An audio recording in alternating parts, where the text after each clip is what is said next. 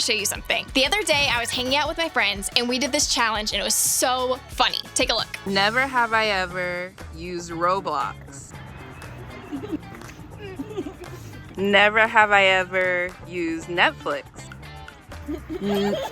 Never have I ever used Cash App, Venmo, or Apple Pay.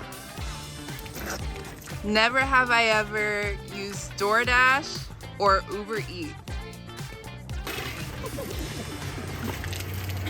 Okay, I know that was pretty funny, but what does all of that stuff have in common? They're all things we can have because of technology. They're things that can make life easier and more fun and just better all around. But while technology helps make those parts of life easier, it can also make things more complicated. One of those things that gets more complicated with technology is sex. Now, church should be a place where we can talk about anything, especially important things like sex. We want you to have good, healthy views of sex, even if it's a little awkward to talk about at times. So even if you're uncomfortable, I want you to stick with me. Some of you have never been in a situation where you've had to decide what you're going to do when it comes to sex. Others of you may have already experimented with sexual things, and some of you haven't even thought about it before. But no matter what, I know this conversation will be helpful to all of us right now and in the future. Because sex is about so much more than just the physical act. Even if you're not actually having sex, you can still be curious about it and have questions about it. And for a lot of us, technology is where it starts. We don't have to look very far to find sexual content online. Those not so appropriate photos that showed up on your feed, or those nude videos or pictures that someone sent you on Snapchat, or those videos you found on YouTube, or that new show on Netflix with that scene you didn't know would be there. Sometimes we look online for sexual content because we're curious, and other times it finds us without our consent. Giving our consent means we've agreed to do something or allow something to happen. So when we see sexual content online that we didn't ask to see, that's happening without our consent, and that's not fair. Of course, one of the biggest ways sex can show up in our lives through technology is in the form of pornography. Pornography is any picture, video, or written material that shows or describes sex, sexual acts, or naked bodies in ways meant for sexual enjoyment. Pornography exposes us to sex in ways that we might not be prepared for. It's kind of like this. You see, sometimes without even realizing it, we use our devices as a shield to hide behind. When we pick up our phones or get on social media or turn on our tablet, suddenly our shield is up. We feel protected. When that shield is up, we feel like we can do or say or act in ways that we wouldn't in our everyday lives. We ask for a picture we'd never ask someone for in real life. We send a DM saying something we'd never say to someone's face. We post that TikTok doing something we probably wouldn't do except for online. You see, the reason we do those things is because it's easier to do them from behind a screen. It feels different than what happens in real life. And because of that, it can be easy to think that what we know to be true about sex doesn't really apply there. But here's the problem with that. It is real life. Just because you aren't face to face with the people on the other side of your screen doesn't make it any less real. Because what happens on screen doesn't stay on screen. Who you are on screen is a part of the real you. That shield you thought you had up doesn't actually exist. And because of that, how you use technology has the potential to impact your real life in real ways, especially when it comes to sex. You see, there is this guy named Paul who is actually one of the most famous and influential Christians to ever live. He started many of the first Christian churches and helped teach other leaders to continue sharing Jesus' message with the whole world. Paul wrote something in a letter to a group of people who were called the Corinthians. You see, Paul didn't have Snapchat or TikTok or BeReal back then, but I think what he said can give us wisdom for understanding and following God's plan for sex. Let's take a look. Run from sexual sin. No other sin so clearly affects the body as this one does.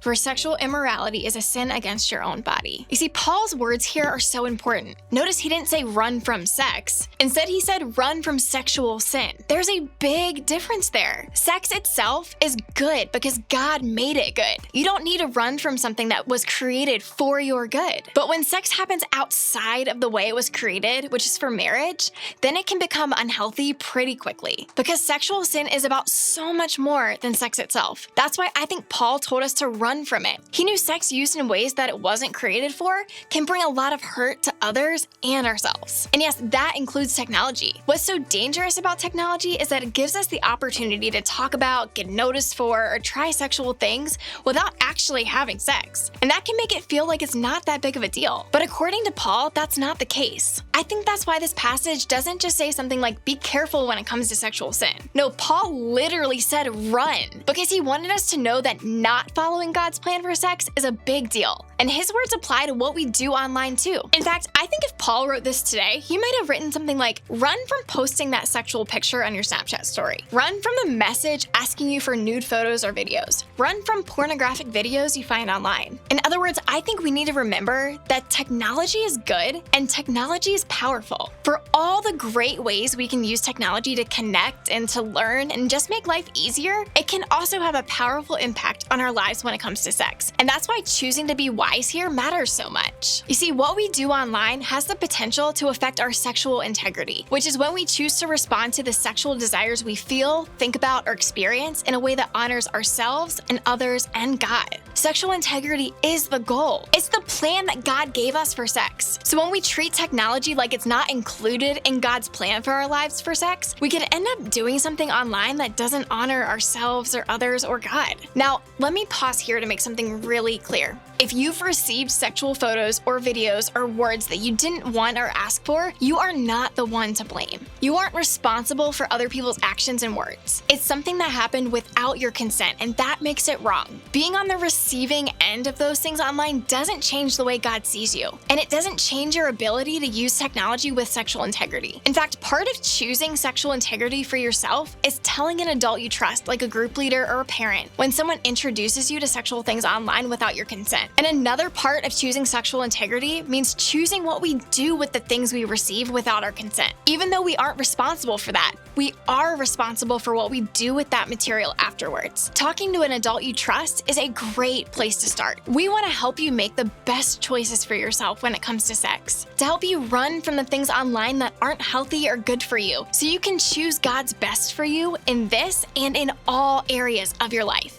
Technology is good and technology is powerful, and we want to help you navigate technology with sexual integrity in mind. But you might be wondering, how do I actually do that? So I've got 3 things that you can ask yourself this week. The first, ask yourself why. Why are you about to post or comment or watch or look for or send that thing? Before you do whatever it is you're about to do online, stop to think about why you're doing it. If the answer doesn't honor yourself or others or God, pause and reconsider your actions. The second, ask yourself, is it a secret? Are the things you're doing or saying or posting online things you don't want other people to see in real life? If the answer is yes, then you probably need to stop right there and make the choice to not do that thing. And the third, ask for help.